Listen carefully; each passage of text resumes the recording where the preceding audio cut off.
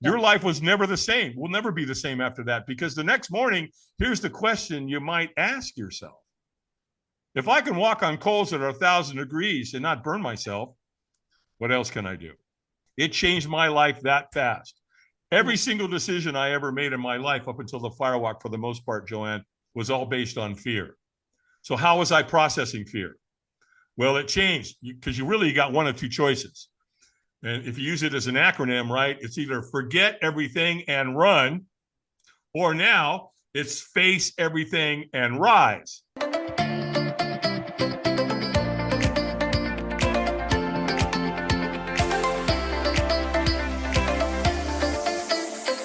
This is By Joyan Season 2. I'm your host, Joyan Chan, and every Wednesday we bring you inspiring stories, powerful message, and fun conversations with me and my special guests and friends, and it's my personal mission to empower you to live and lead a life with joy. This podcast is for you if you're looking for more joy, courage, passion, and purpose in your life. Now let's dive into today's episode and get ready to laugh, learn, and live your life to the fullest. Hi to all my entrepreneurs who are driven and single. If you are tired of swiping through profiles of people who just don't get it, try millionairematch.com. With over 5 million users, you are destined to meet someone who will challenge you intellectually, match your ambition, and love you for you. Join now at millionairematch.com. I think some of you know that I did Tony Robbins Firewalk in 2018 when I attended UPW Unleash Your Power with Teens, which is why I am so excited to have our guest today, because it's none other than the #1 Firewalk instructor in America. I wouldn't say just in America, but I believe it will be the #1 instructor in the world. He has worked for Tony Robbins for about 2 decades and starting Firewalk Productions in 2014.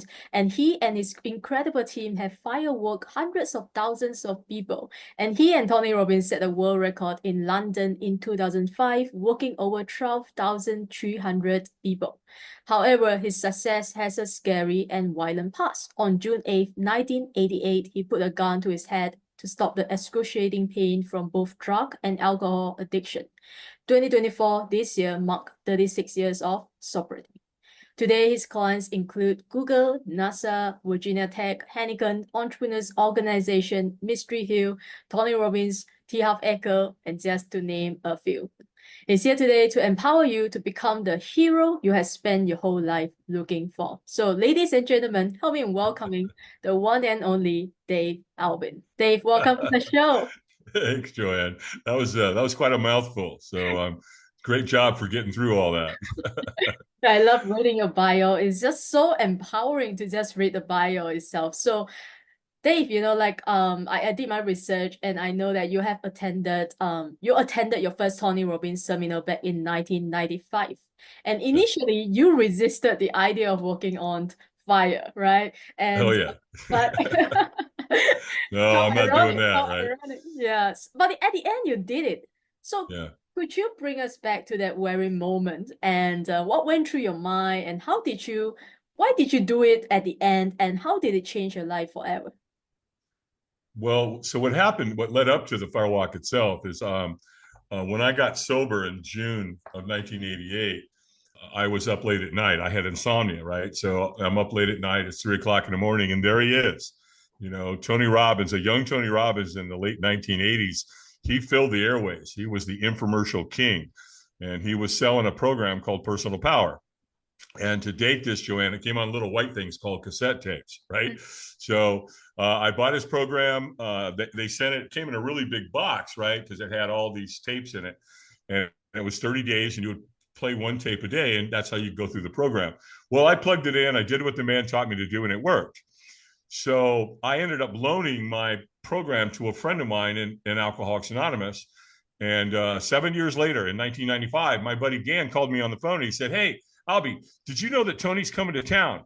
And I said, "Tony Robbins?" And he goes, "Yeah." He goes, "Will you go with me, man? You got me into this, right?" I said, "Yeah, sure. I'll go with you. I'd love to go see Tony." She goes, "Great. Let me call you right back." So he calls me back like an hour later, Joanne, and he's telling me, here's what they said to do. Drink a lot of water. You want to stay hydrated throughout this 4-day event. bring snacks. You're going to spend a lot of time in the room. Yes. And I know you know how funny that is, because if you've been to a Tony event, you know you're going to spend a lot of time in the room. And then he said, bring a good attitude and be ready to play full out. And I said, sure. So Dan, how much was the ticket? He said, $695. I went, what? This was in 1995, right? Yeah. $695. I don't even know what that equates to today. Like, 1.2 million or something. It's crazy, right? And so just as he's getting ready to get off the phone, he goes, oh, wait. I need to tell you something. I forgot to tell you the most important part. We're going to be doing a fire walk. And immediately my brain went, no, we're not. Right. Absolutely not. And you know what's funny about that, Joanne? I didn't even know what a fire walk was. I don't know what that means. Yeah. But the word fire and walk in the same sentence didn't make a lot of sense to me. So my brain went, no. And what's interesting about my life at that moment is fear had made almost every decision for me up until that point. So I don't want Dan to think I'm a coward. So I'm just going along with it. I'm like, yeah, sure, Dan, no problem. Firewalk. Yeah, sounds interesting. Okay, bro, I'll see you then. Well, the big day comes and we get to the event. Tony takes the stage at 2:00 in the afternoon. And the next thing I know, it's after midnight, right? Yeah. 10 hours in a room with Tony Robbins. You've got to be kidding me. And all of a sudden, Tony goes, take your shoes off. And I'm like, oh, no. I see where you're going with that, pal. I'm not falling for that one. Well, I've got a problem, Joanne. I'm in a room with 3,500 people. Guess what they're all doing? They're taking their shoes off. And my buddy who's sitting right next to me, he's taking his shoes off. So what am I going to do? Not take my shoes off and walk out there and let, 3,500 people look at me and make fun of me because, I'm not going to firewalk or I'm a coward or whatever. So bottom line is, I said, all right. So I started negotiating with myself, right? It's like, all right, cool. Chill out. Just relax a little bit here. Just take your shoes off. And then when you get out there, lose your buddy so you don't have to do this, because I'm not going to do it. I have made a decision. It's over. I'm not going to firewalk, period. So when Tony gets everybody to start going out there, and I know you know this, he gets them all chanting and clapping, right? Yeah. So you're walking out there with 3,500 people going, yes, yes, yes, yeah. Right? And I'm walking out there going, no, I'm not doing this.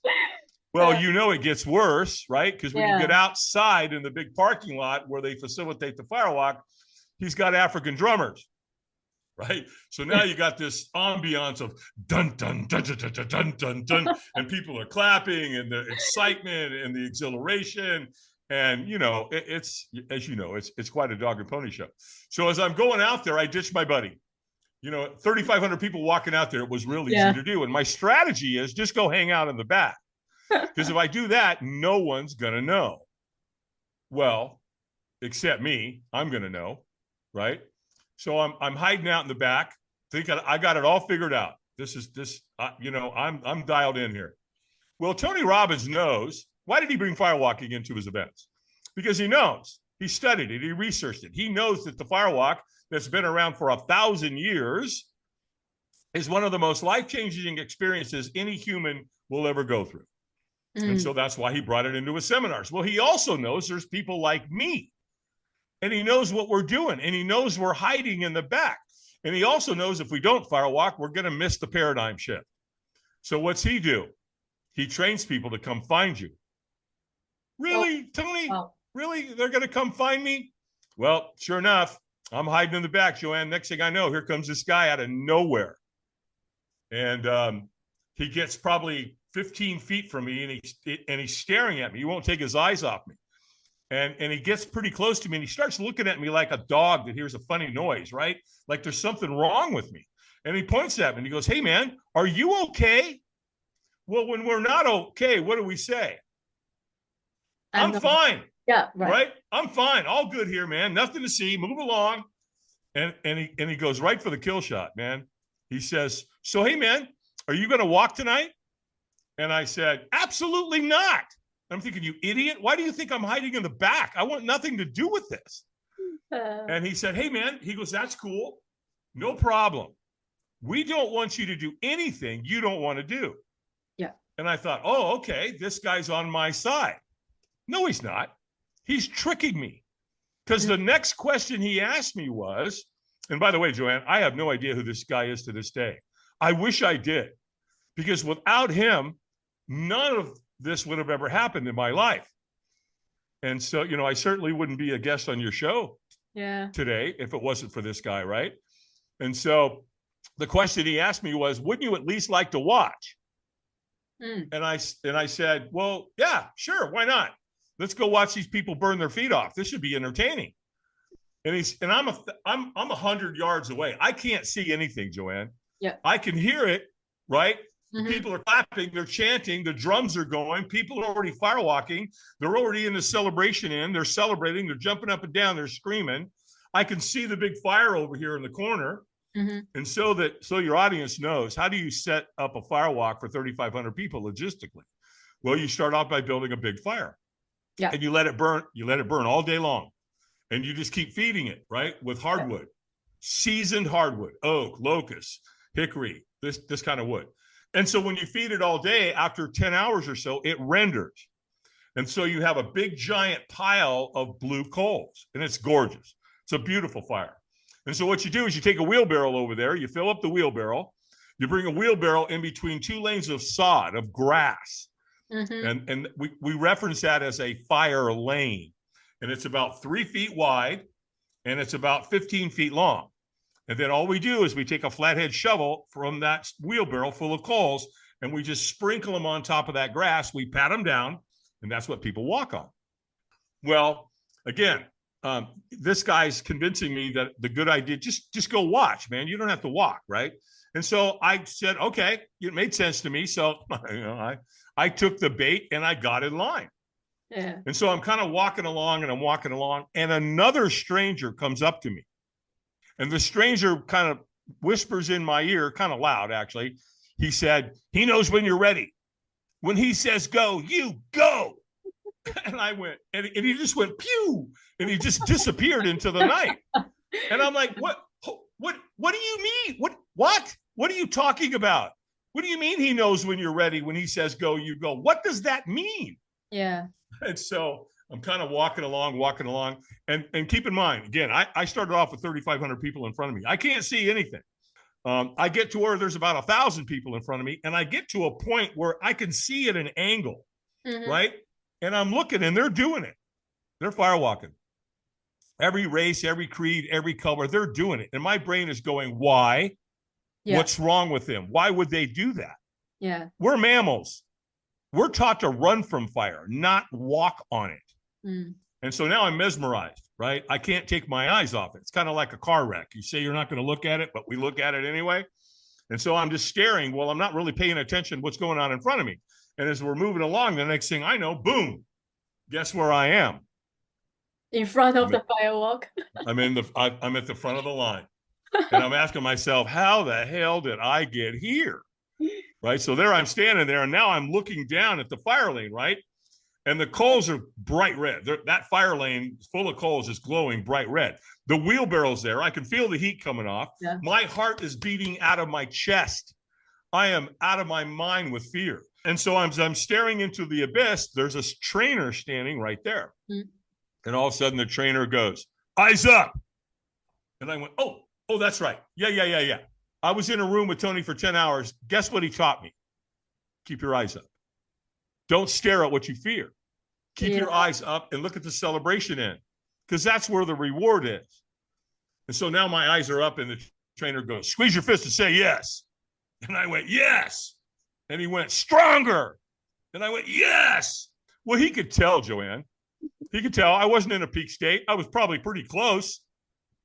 But I was leaving a lot on the table, and he knew it. So what did he do? Got in my face and screamed at me again. Stronger. So now he's ticked me off, right? And I threw my hands in the air and I screamed as loud as I could, yes. And he goes, go, go, go. Boom. I took off. Well, remember the guy He knows when you're ready. When he says go, you go. I did. Well, as you know, we stage 2 people at the end of the fire lane, and we lock hands and we catch everybody, right? Mm-hmm. And they were like, stop, wipe your feet and celebrate. And so I'm kind of wiping my feet and I'm celebrating. And for a split second, I thought I burned myself, both feet.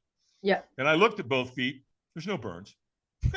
They're dirty, but there's not one burn on my feet.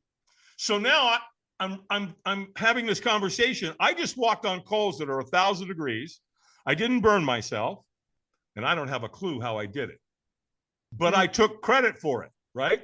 I went, yep, that's me. I did that, pounding my chest kind of a thing. So it's exhilarating, as you know. I'm standing down there with a couple thousand people, and they're all jumping up and down, and they're celebrating. And it's literally one of the most exhilarating moments of my life. Nothing like it on earth. I'll tell you where it gets really interesting for me was the next day. Right. So so it's a 4-day event, right? Yep. That was day 1, the night thereof. Now we're going into day 2. And I'm standing in the foyer with 3,500 people getting ready to go into the venue. And I'm very observant, and I'm watching everybody interact with each other. And I've never seen anything like it in my life. People were hugging, they were laughing, they were talking, they were communicating at a really high level. I even saw a couple of people crying, sharing their story about the Firewalk, about their lives. I was watching people getting along humanistically, unlike anything I'd ever seen or witnessed in my entire life. It was absolutely beautiful. And I'm like, so what happened last night? Did we drink the Kool-Aid? Right? And yeah, we sure did. We drank every drop of it. And so, the bottom line is I was captivated. I was like, that is the coolest thing I've ever seen. Well, later in the event, I met one of Tony's trainers, a guy by the name of Ted Macy. In fact, him and his wife, Mary, were trainers for Tony for a long time. And so I'm just talking to Ted, really super great guy. And I said, so Ted, tell me something. What's it like being in this environment on a regular basis? And he goes, dude, are you kidding me? Can you imagine what it's like being here? And I get to do this and actually get paid for it. He said, man, if you can do anything at all to get into this environment, do it. He says, as a matter of fact, you see those people standing over there with the black shirts and the pink writing on the back? I said, yeah. And he goes, dude, those are volunteers. Yeah. They're people just like you. And all they had to do was get a hold of Robbins Research, fill out an application, and they got chosen to come be here. You could do the same thing. So when you go home, call Robbins, get them to send you an application, and let's see what happens. Well, I did that. Wow. They sent me the application. I filled it out. I mailed it in. Back in those days, we had to do something called snail mail, right? There was none of this internet stuff, right? Yeah. And so I did that. And I think it was about 9 weeks later, I got a letter in the mail that said, Dave Albin, congratulations. You've been selected to crew with the Anthony Robbins Company. Wow. And I was like, you've got to be kidding me. How awesome is this going to be? So the next thing I know, there I am. And I think I crewed 5 or 6 times. And by the way, you got to pay your own way. So I was shelling out $1,500, $2,000 every time I did that. Because you got to pay your airfare, you got to pay your hotel, you got to pay your food, your travel, your expenses, all of that. Well, my wife at the time wasn't too thrilled about that because she doesn't know who Tony Robbins is. She never went to an event. She never read his book. She doesn't know anything. And so she had a legitimate concern, right? Yes. And, who's this Tony Robbins guy? Well, eventually I got offered a subcontractor's position. 2 things happened. One, I had a military background and I had a security background. So they looked at that and said, well, we could put him on the security detail and he could help take care of Tony's celebrities.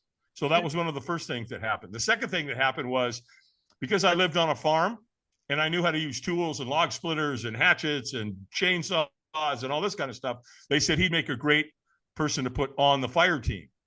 And Joyan, that's what I wanted. That's what I was, my fingers were crossed. That's what I was hoping for. So they did that. They put me on the fire team, and I fell in love with it immediately. And then eventually they offered me an assistant captain's position. Wow. And that meant that they paid my way. They paid me, a little bit of a salary. They covered all my expenses, and they gave me a free ticket to come to UPW, which worked out great because I gave that to my wife, and she came. And so once she got to the event, I'll never forget that evening when she, Monday after the event, we were walking on the beach in Fort Lauderdale, and she goes, "Okay, I get it. He's a cool dude. He's awesome. You want to run with this dude, you go right ahead." And we did, and I did. That was all going down in 1995, 1996.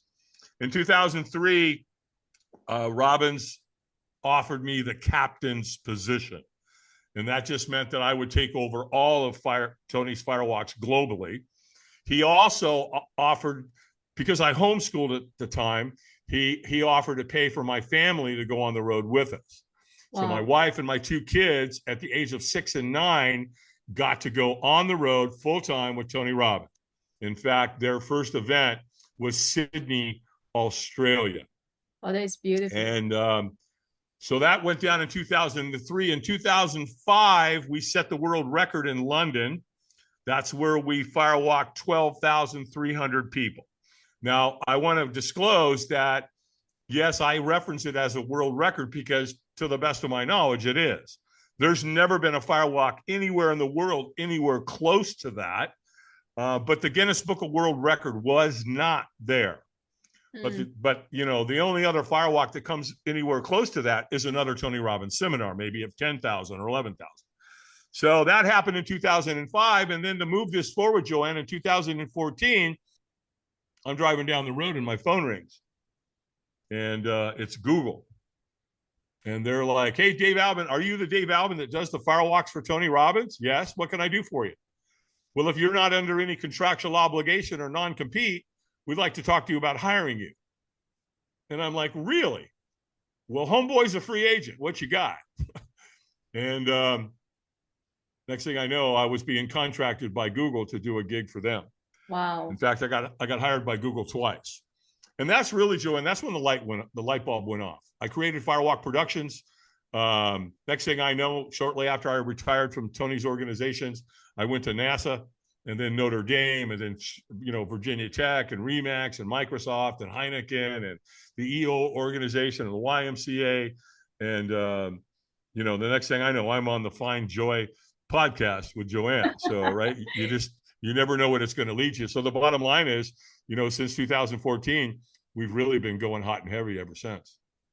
Yeah, but I have a question. You know, I believe it would be a dream for most people to work for Tony Robbins, to be his captain for the firewalking, you know, experience. So when Google hired you, okay, how did you break the news to Tony, and what was his reaction, and what caused you to go out on your own as a company instead of continue to work for Tony?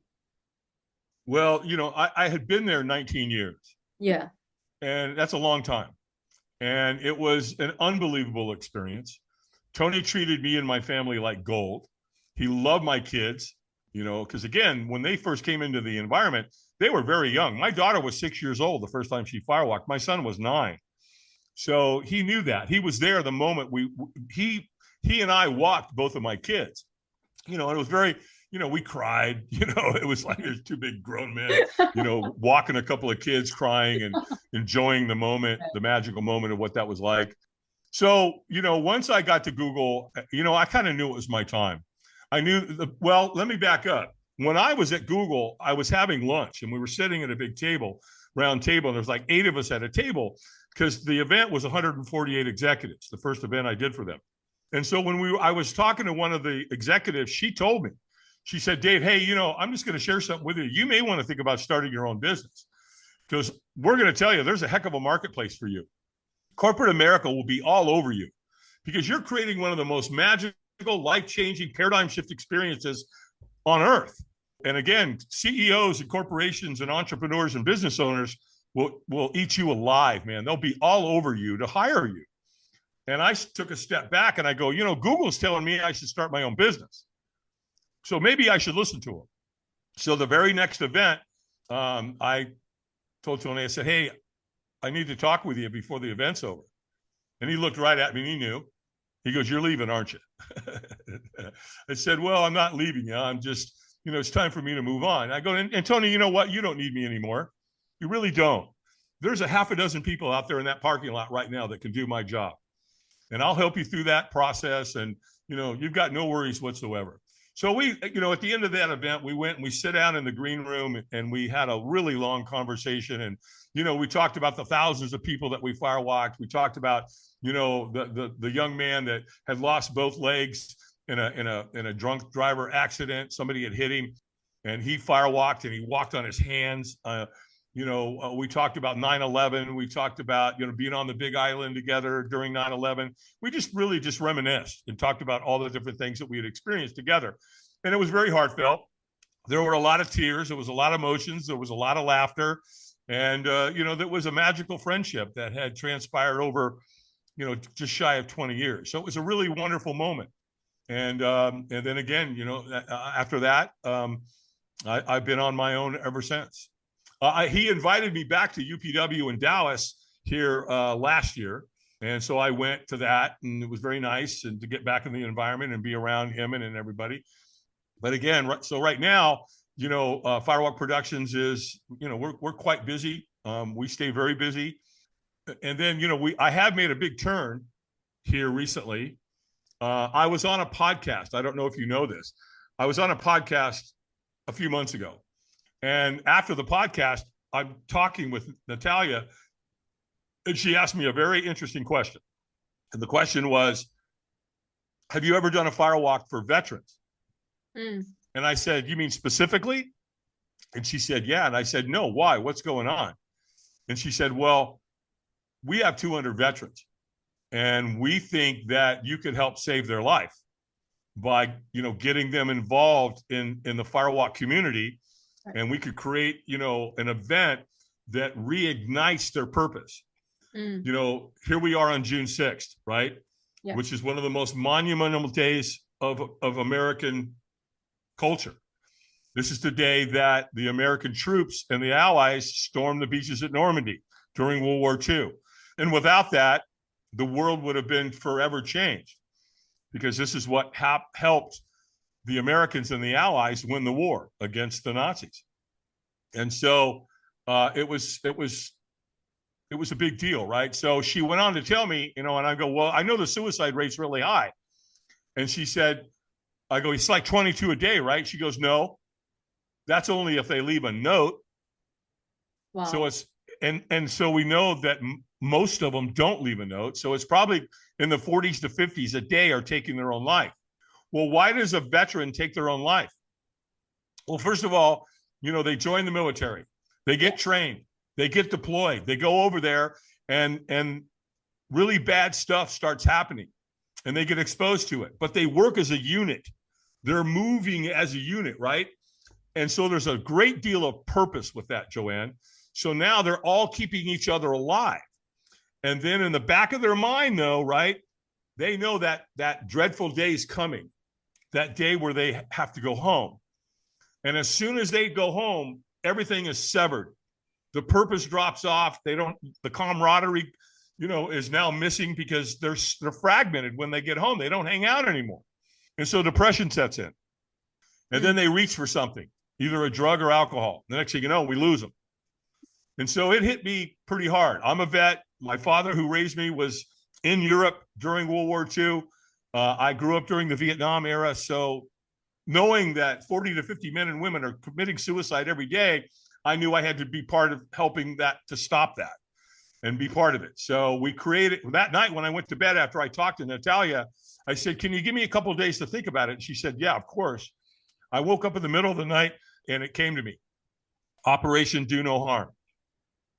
And so I also thought it through and I said, there's 4 categories of people that we should help and influence.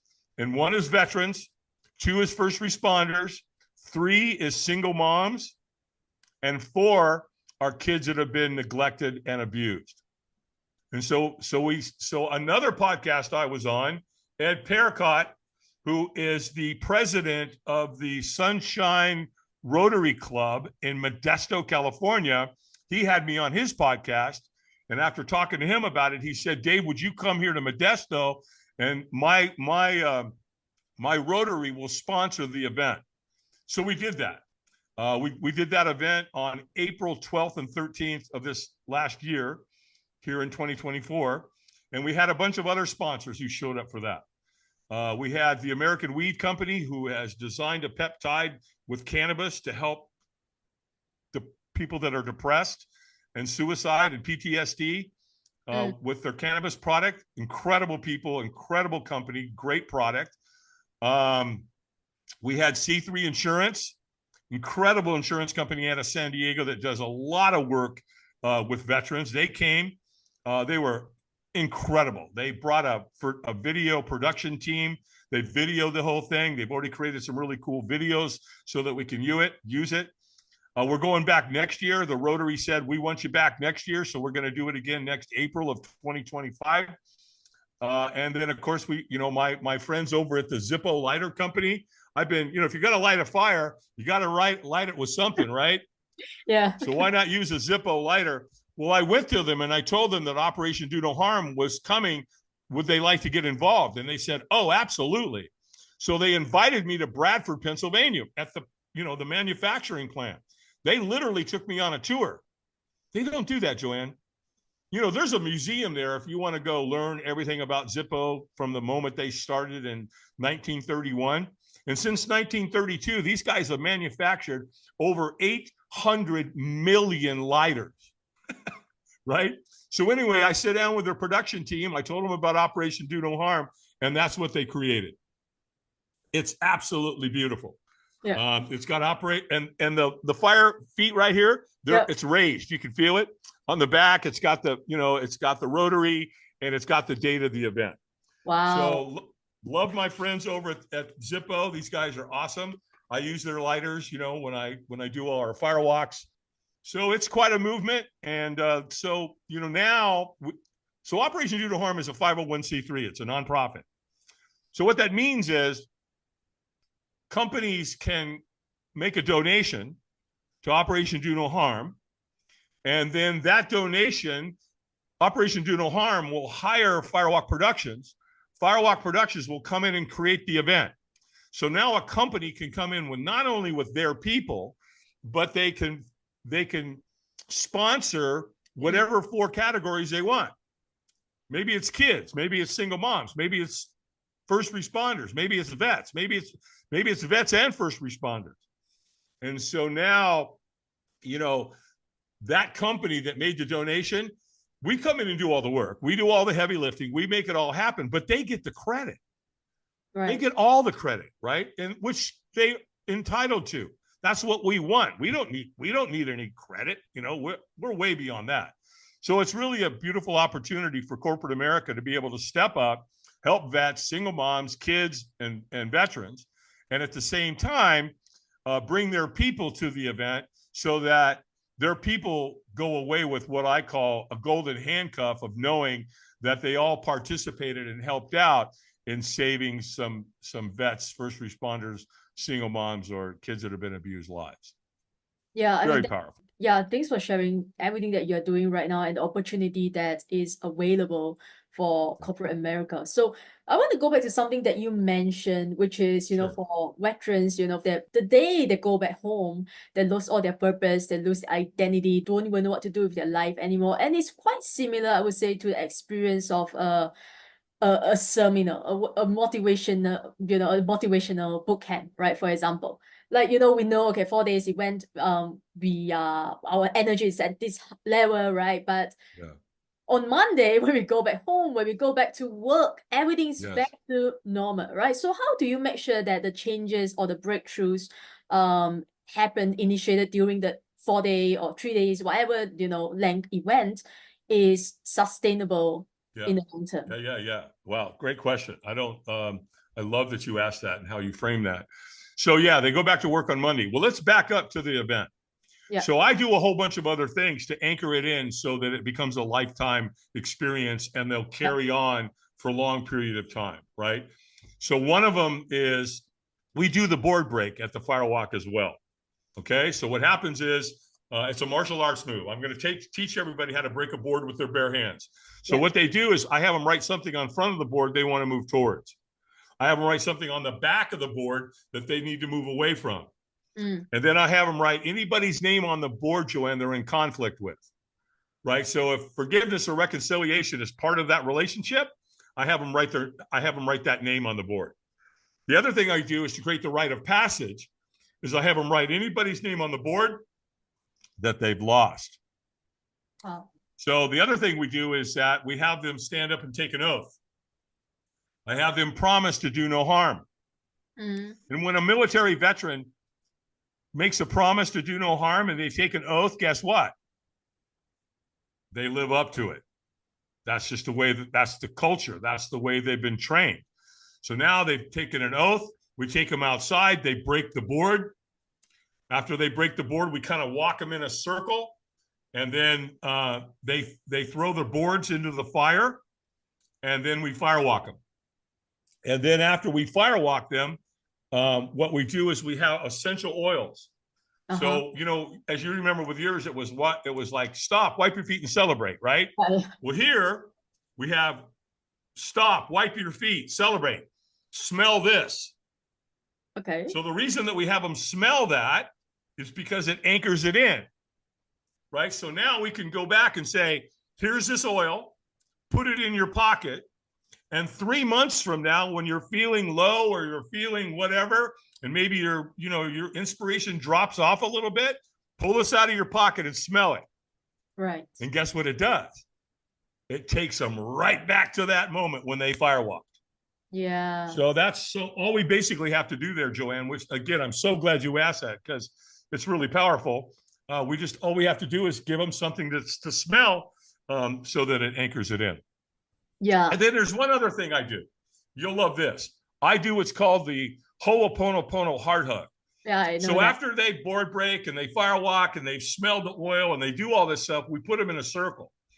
And I have them make eye contact with somebody that they don't know.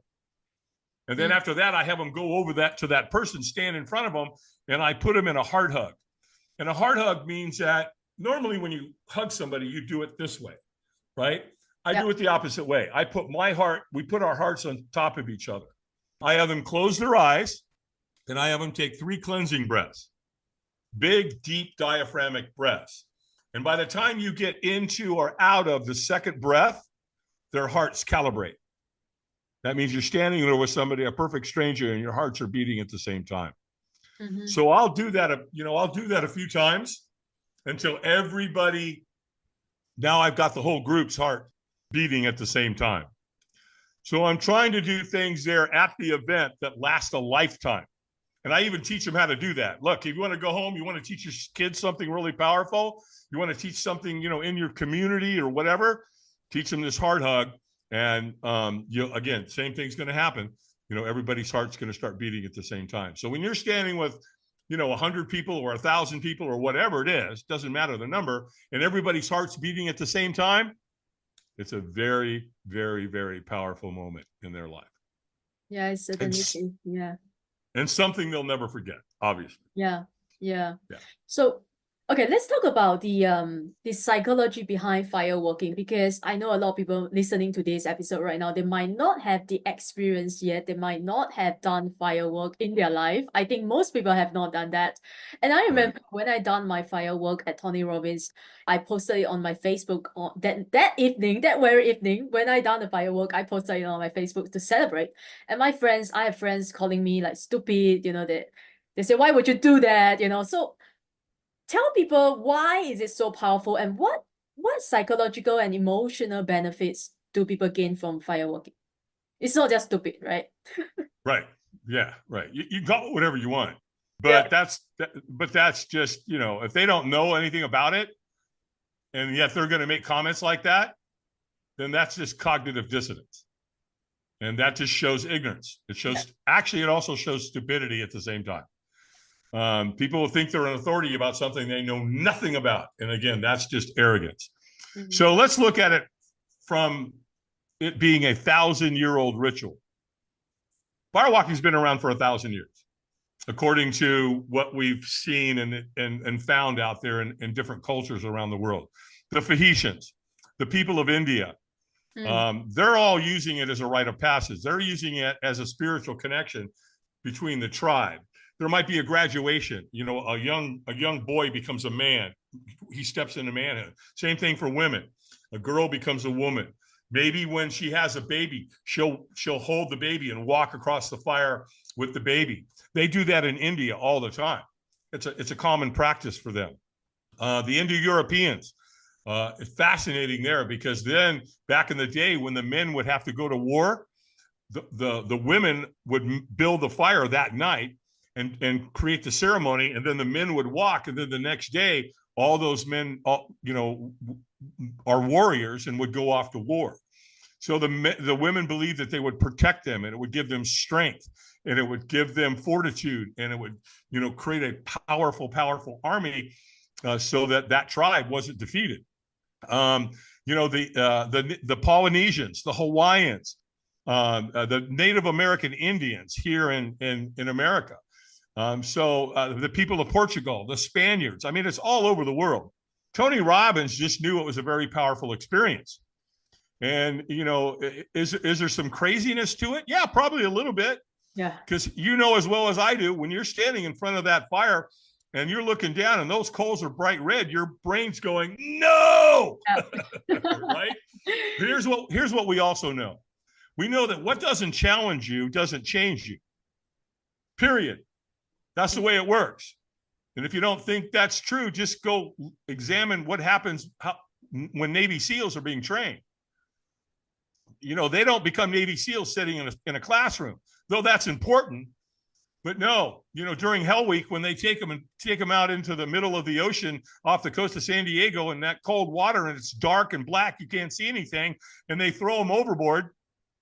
And then just before they throw them overboard, they tell them about all the killer type man-eating sharks that are in the water. Can you imagine being in the ocean, being told you're surrounded by man-eating sharks and it's dark in the abyss, you can't see anything? Can you imagine what's going through your mind? So again, it comes down to, what doesn't challenge you doesn't change you.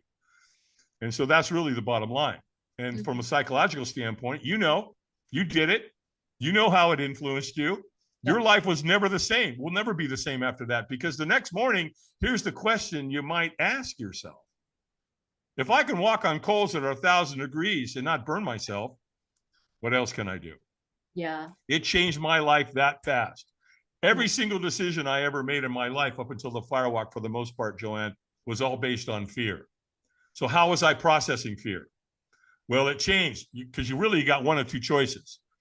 And if you use it as an acronym, right, it's either forget everything and run, or now it's face everything and rise, right? I love what we say in Alcoholics Anonymous: false images appearing real.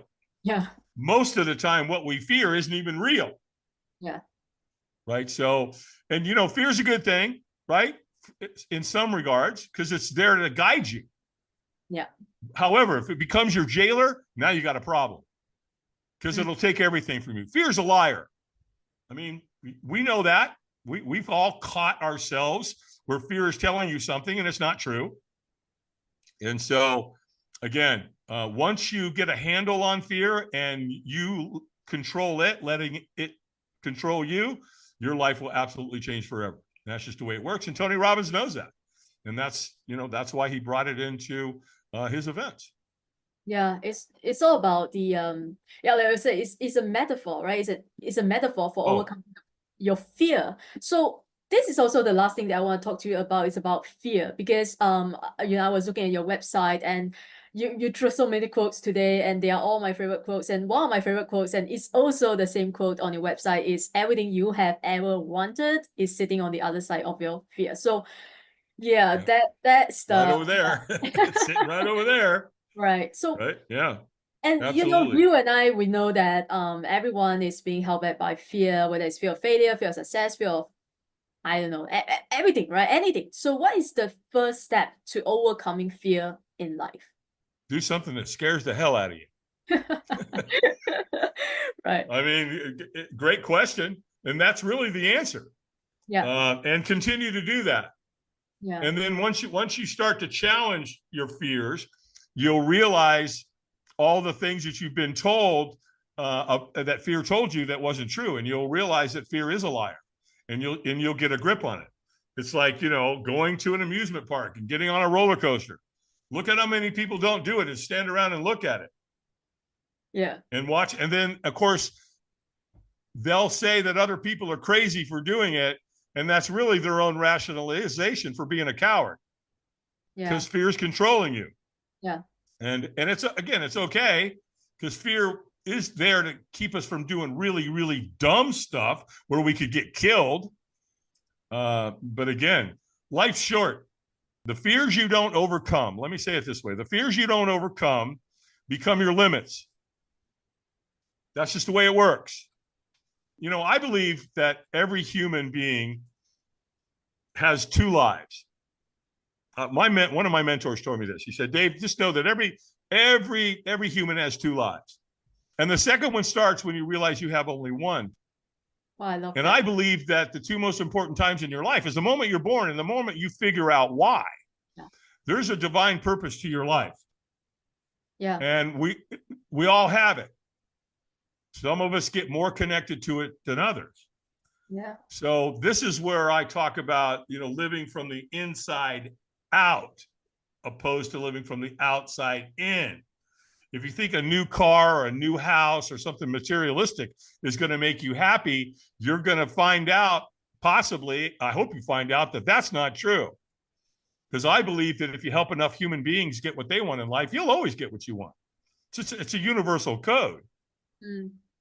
And so for me, you know, I like saying to people, you probably read it on my website, stop looking for heroes and be one. Yeah, absolutely. You know, yeah. I mean, that for me, that was a big turn. Yeah. Big turn in my life. And I also know that you have your own Firewalk Academy. So what is it about? And do you teach people how to, I don't know, like, what do you teach people at your academy? Yeah, the academy is 5.5 days up here in the Appalachian Mountains.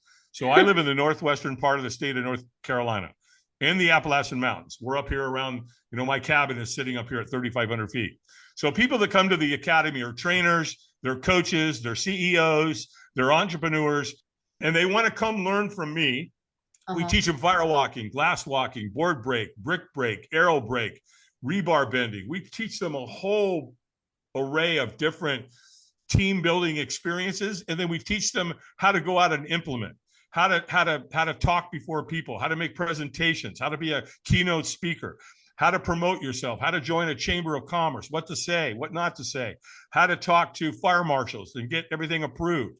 You know, when you get contacted, what do you say to the client? What questions do you ask them? So the academy is really, really in depth. The things that you learn, I can't even begin to. I mean, your life is going to change. People's life change like you would not believe. For sure. And it is absolutely one of the most spectacular 5.5 days any human will ever spend. It's up here in the beautiful mountains. I do a lot of really cool stuff with you. There's a lot of surprises. You know, like one day I put you on the river and you all float down the river together and you have to kind of help each other because some people have never been on a river. Now, the water's only this deep. Yeah. Right. Okay. So it's a floating, meandering river. There's no really rapids or anything like that. And then when you get out of the river, for example, I've got a big fire going. And so we do a fire walk right on the river. And, you know, we do a circle. And so the academy is, I think, probably one of the best things I've ever created by far. It's a lot of fun. And I keep it small. I keep it intimate. You know, I don't want 100 people. That's just, I can't keep it intimate. So we try to keep it like under 20. Okay. Like last year we had 11. I think this year we're up to 9 so far, and we've got, you know, a few months, but I'll cap it, you know, once I get to a point and say, all right, I can look at the group that's coming and go, we're done. We don't need any more. This is an incredible group. So yeah, that's what the academy is. And of course that could be, there's a tab on my website that says the Dave Albin Firewalk Academy, so people can get info there. Yeah, and it's only by application only, right? It has to be approved by you. Yeah, it has to be approved. Yeah, we're not going to let anybody in. No, not going to happen. You got to be, you got to say the right things and want to come for the right reasons. Right. And because you know, again, I'm not doing it. There's an investment, of course, you know, that somebody spends. However, you know, you go out and do one firewalk and you'll get the money that you invested 10 times over. Yeah. So all you got to do is go out and do what I teach you. And by the way, you can use me. right? Because you can tell the client, hey, I graduated from the Dave Albin Firewalk Academy. Yeah. Dave Albin is the guy that worked for Tony Robbins and Google and NASA. He's the guy. And so he's part of the training. In other words, so if one of my students gets a lead on a firewalk or some type of corporate team building experience, I help them with the process. So Right. I'll talk to the client for the student, whatever it takes to get the experience and to get the client to say yes to us, to hire us to come take care of whatever's going on with it. Maybe they're launching a new product, or Right. maybe there's dissension or whatever. We'll come in and we'll make some serious changes within the community and add to their culture.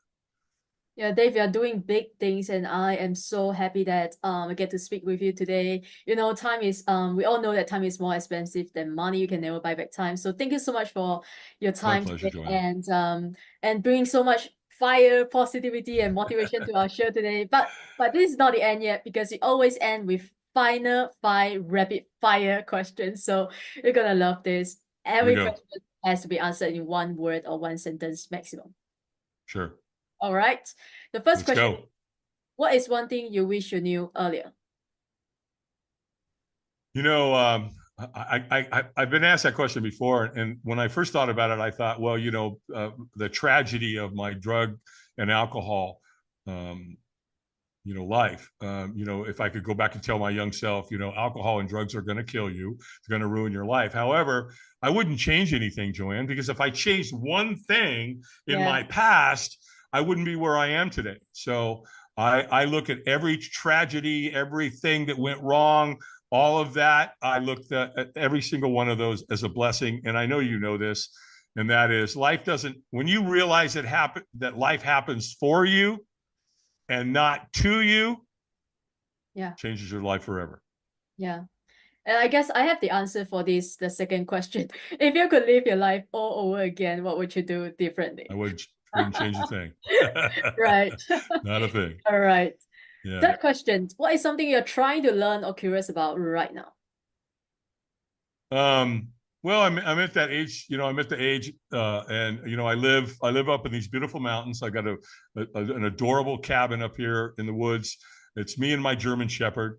I've been single for 13 years, and I'm still wondering, do I want to finish my life out where I am now and being a single guy, or do I want to have someone else in my life? So if there's one thing that I'm thinking about or considering or whatever, I guess it's that. I haven't made the decision yet, because I do know that if I have a woman in my life, that I have to be all in. I have to be 100% emotionally and physically available. And right now I can't offer that. So that's one consideration in my life right now. I mean, thanks for being real and honest with our audience today. So everyone knows that you're single right now. And Dave is available. I'm just kidding. Right. The next question is, if you have 5 minutes and the whole world is listening to you, what would you say? I would say that life isn't as good as it seems. Life is not as bad as it seems. Reality is somewhere in the middle. And I would add, why don't people get what they want in life? Well, it's real simple. There's a story you tell yourselves about why you can't have it. And you're the architect. See, here's what we know.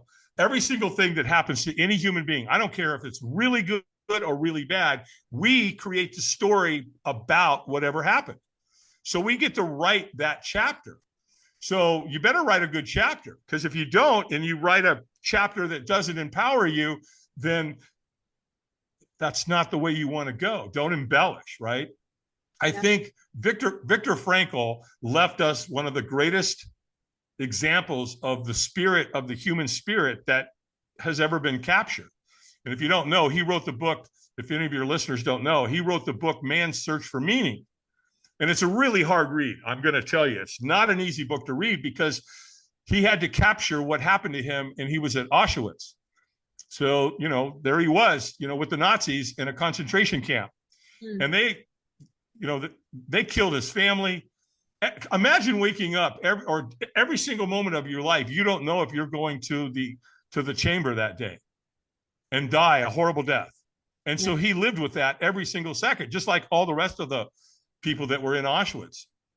But here's what he realized. They took everything from you. They took your dignity. They took your clothes. You stand outside. You're standing out with men and women. You're naked. You're cold. They don't feed you. They treat you horribly. They take your hope away. All of that. But here's what Victor figured out. He said, there's one thing you can't take from me. You can't take it. I have to give it to you. I have to relinquish it. And that is his attitude. Something to think about, right? And so here's how he created the purpose. The purpose was someone has to get out of here and someone has to tell this story. And he did. Yeah. So with that said, purpose is everything. Yeah. To live a purpose-driven life.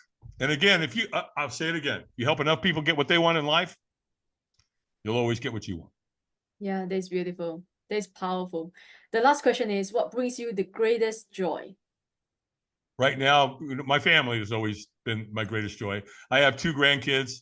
I was just in Texas for 2.5 weeks with my daughter and my son-in-law and his family and my 2 grandkids. My grandson just turned 7. I was there at his birthday party. My granddaughter just turned 13 months, and that's an experience you can't really describe it until you're in it. They say when you get to be my age, you're in your golden years. And you know what, Joyan, there's a lot of truth to that. And here I say this all the time. If I'd have known how great and awesome grandkids were going to be, I'd have had them first. Right, now tell my people where is the best place to connect with you personally, and where they can find you online. Yeah, sure. Thanks for doing that. I appreciate that. Just go to our website. I'm very accessible. You go to firewalkadventures.com. That's all one word, firewalkadventures.com, and everything's there. The academy's there. We don't have anything up about Operation Do No Harm yet, but that's coming. But, we talk about, you can see how we do the firewalk, the glass walks, the board break, the arrow break, all the different events. So it's all there. And then all the contact information. There's some cool videos there showing us, in action when we're out there doing it. And there's a couple of videos about me that gives you a little bit of the background about me. And again, I'm very accessible. Telephone number, email, it's all there. Beautiful. Guys, I know you love this episode, and I know you are all fired up right now. If you're a firewalker, take a screenshot of this episode and share it on your social media, share it with us. I want to hear all about your firewalking experience. And go follow Dave. Thank him for coming to our show today and check out all the cool things that he is doing. If you have not done a firewalk before, I hope this episode will inspire you to pursue this life-changing and transformative experience. It will change your life just like it did for me and it did for Dave. Trust me and trust Dave. So remember to like and subscribe, and you'll never miss another episode coming to you every Wednesday. And I will always leave you the same way as I leave you every other episode. Show up. The world needs you and you need you. Thanks for listening. I wish you all a joyful and amazing day ahead. Thank you again for tuning into Joyan podcast. If you enjoyed today's episode, take a screenshot and share it on your IG story and tag _podcast so I know you are listening. And leave us a positive review on Apple Podcasts if you haven't already done so. And remember to hit the subscribe button whether you are listening on Spotify, iTunes, Amazon Music, or any of your other favorite platforms. If you love what we are doing and want to become one of our sponsors, you can send me a DM to connect. And thanks for being here. I will see you soon in the next episode.